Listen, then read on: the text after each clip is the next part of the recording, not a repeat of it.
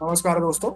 इस ट्यूटोरियल में हम लोग ये सीखने वाले हैं कि ट्रेडिंग व्यू पाइन स्क्रिप्ट के अंदर एक multi time frame MSCD histogram indicator कैसे क्रिएट करना है। तो चलिए कोड समझते हैं। यहाँ पे हमारे पास एक इंडिकेटर फंक्शन है जिसका नाम मैंने दिया है multi time frame MSCD histogram. सबसे पहले हमें यूजर से टाइम फ्रेम का इनपुट चाहिए, इसलिए हमने यहाँ पे इनपुट डॉट टाइम फ्रेम ये फंक्शन यूज किया है। डिफॉल्ट वैल्यू उसकी मैंने रखी है वीकली, इसलिए यहाँ पे डब्ल्यू ऐसे लिखा हुआ है। इसका टाइटल मैंने दिया है सिलेक्ट टाइम। देन एमएससीडी और हिस्टोग्राम कैलकुलेट करने के लिए हमें यूजर से तीन इनपुट चाहिए। एक है फास्ट लेंथ, एक है स्लो लेंथ और एक है सिग्नल स्मूथिंग। ये उनकी वैल्यूज हैं 12, 26 और 9। देन हम लोग दो प्रकार के मूविंग एवरेजेस को पहले कैलकुलेट करेंगे। ओके, एक होगा फास्ट मूविंग एवरेज, एक होगा स्लो मूविंग एवरेज। कैसे करेंगे? TA dot S M A मतलब सिंपल मूविंग एवरेज। आप चाहें तो एक्सपोनेंशियल मूविंग एवरेज भी यूज कर सकते हैं। तो यहाँ पे एक सिंपल मूविंग एवरेज हम लोग कैलकुलेट कर रहे हैं, जिसका सोर्स होगा क्लोज वैल्यू और जिसकी लेंथ होगी ये फास्ट लेंथ। ओके, तो हमने यहाँ पे फास्ट मूविंग एवरेज कैलकुलेट कर लिया। वैसे ही यहाँ पे स्लो मूविंग एवरेज कैलकुलेट करेंगे। ये डॉट एस एम है close value as a source और यहाँ पे लेंथ क्या होगी? स्लो लेंथ का हमारा वेरिएबल। तो यहाँ पे दो मूविंग एवरेजेस हमें मिल गए, फास्ट और स्लो। अब इनका यूज करके हम लोग एमएससीडी लाइन को फाइंड आउट करेंगे। कैसे करेंगे? फास्ट मूविंग एवरेज में से स्लो मूविंग एवरेज को माइनस करेंगे तो हमें एमएससीडी लाइन मिल जाए। ओके, देन हम लोग वापस एक मूविंग एवरेज कैलकुलेट करेंगे। फिर से T A dot S M A मतलब सिंपल मूविंग एवरेज वाला फंक्शन कॉल करेंगे। इस बार सोर्स क्या होगा? खुद एमएससीडी, ये हमारा सोर्स होगा। और लेंथ क्या होगी? ये जो सिग्नल लेंथ है वो हमारी लेंथ। तो ये जो मूविंग एवरेज मिला है इसे कहते हैं सिग्नल लाइन। ओके, तो अब हमें एमएससीडी लाइन और सिग्नल लाइन ये दोनों मिल चुके हैं। अब इन दोनों का यूज करके हम हिस्टोग्राम को फाइंड आउट करेंगे। कैसे करेंगे? एमएससीडी में से सिग्नल लाइन को माइनस करेंगे तो हमें हिस्टोग्राम की वैल्यू मिल जाएगी। देन अब तक हमें क्या क्या मिला है? एमएससीडी लाइन मिली है, सिग्नल लाइन मिली है और हिस्टोग्राम मिला है। अब इन तीनों के हमें हायर टाइम फ्रेम वर्जन को फाइंड आउट करना है। तो वो कैसे करेंगे? रिक्वेस्ट डॉट सिक्योरिटी फंक्शन को यूज करके यहाँ पे सबसे पहले हम लोग सिम इन्फो डॉट टिकर आईडी ऐसे लिखेंगे, जिससे क्या होगा?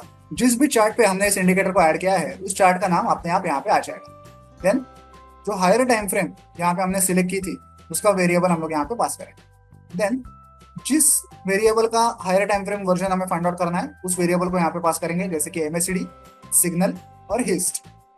उनके आगे ब्रैकेट 1 ऐसा लिखा हुआ है ताकि हमें इंडिकेटर रीप्रिंटिंग इशू का सामना ना करना पड़े। यहाँ पे हम लोग क्या कर रहे हैं? हायर टाइम फ्रेम का डेटा तो एक्सेस कर रहे हैं, लेकिन हायर टाइम फ्रेम की जो लेटेस्ट करंट वैल्यू होगी जो फिलहाल लाइव है उसका डेटा एक्सेस ना करते हुए जो प्रीवियस कैंडल थी जिसका डेटा एक्सेस करना सेफ है उसका डेटा एक्सेस करेंगे, ताकि हमें इंडिकेटर रिप्रिंटिंग इशू का सामना ना करना पड़े। और वो करने के लिए यहाँ पे ब्रैकेट 1 लिखा हुआ है। ब्रैकेट 1 का मतलब प्रीवियस कैंडल, और उसके आगे कुछ दो टेक्निकल इनपुट्स हैं, इनको आपको फिलहाल समझने की जरूरत नहीं है, आपको बस इन्हें लिखना है। ओके, तो यहाँ पे हमारे पास हायर टाइम फ्रेम के एमएससीडी, सिग्नल और हिस्टोग्राम के वेरिएबल्स आ चुके हैं। ओके, अब हिस्टोग्राम को हम लोग जब चार्ट पे प्लॉट करेंगे तो उसको कलर भी करना है। तो उसका कलर करने का लॉजिक क्या यहाँ हमने लिखा हुआ है। अगर हिस्टोग्राम 0 से ऊपर हुआ और उसकी करंट वैल्यू उसकी प्रीवियस वैल्यू से बड़ी हुई तो हम लोग उसे डार्क ग्रीन कलर देंगे, अदरवाइज फेंट ग्रीन कलर देंगे। वैसे ही अगर हिस्टोग्राम 0 से नीचे हुआ और उसकी करंट वैल्यू उसकी प्रीवियस वैल्यू से निचली हुई, फॉलिंग हुई, तो हम लोग उसको पिंक कलर देंगे या पर्पल कलर जो भी है उसको वो कलर देंगे। और अगर वैल्यू राइजिंग हुई 0 के नीचे होते हुए भी तो उसको रेड कलर देंगे। ओके, तो ऐसा कलर का लॉजिक हमने यहाँ पे डिफाइन किया। आप चाहे वैसे कलर यहाँ पे दे सकते हैं। अब सब कुछ हमें मिल चुका है, बस इन सब चीजों को हमें चार्ट पे प्लॉट करना है। तो उसके लिए प्लॉट फंक्शन का यूज करेंगे और ये जो हायर टाइम फ्रेम के वेरिएबल्स हैं इनको ऐसे चार्ट पे प्लॉट करेंगे। एमएससीडी लाइन होगी रेड कलर की, सिग्नल लाइन होगी ग्रीन कलर की, और हिस्टोग्राम का कलर जो होगा वो हमारे इस हिस्ट अंडरस्कोर कलर वेरिएबल से आएगा। अब देखिए, हिस्टोग्राम जो होता है वो लाइन नहीं होती, वो कॉलम के स्वरूप में होता है। ओके, तो उसके लिए हमने यहाँ पे स्टाइल मेंशन की है, प्लॉट डॉट स्टाइल कॉलम्स।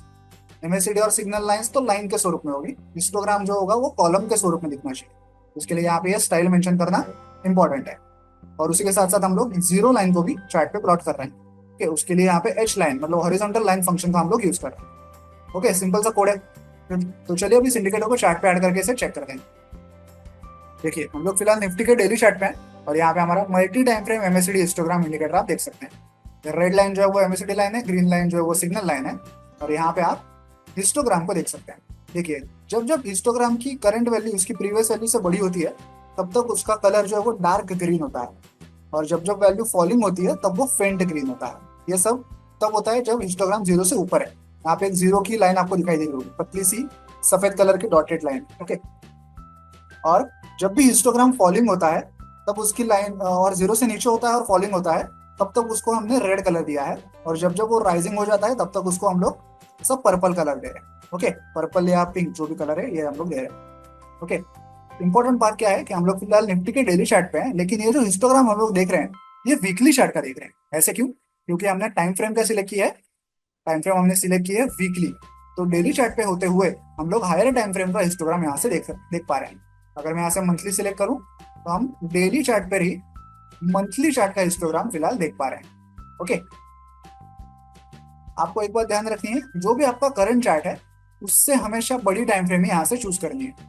उससे छोटी टाइम फ्रेम या सेम टाइम फ्रेम आपको कभी भी चूज नहीं करनी है, अदरवाइज आपको इंडिकेटर रीपेंडिंग इशू का सामना करना पड़ सकता है। ओके, तो आई होप आपको ये पूरा ट्यूटोरियल समझ में आ गया होगा। वीडियो में दिखाए गए इस कोड को डाउनलोड करने के लिंक मैंने वीडियो के नीचे डिस्क्रिप्शन बॉक्स में दे दिया, आप चाहें तो वहां से कोड डाउनलोड कर सकते हैं। वीडियो को एंड तक देखने के लिए धन्यवाद। Thank you.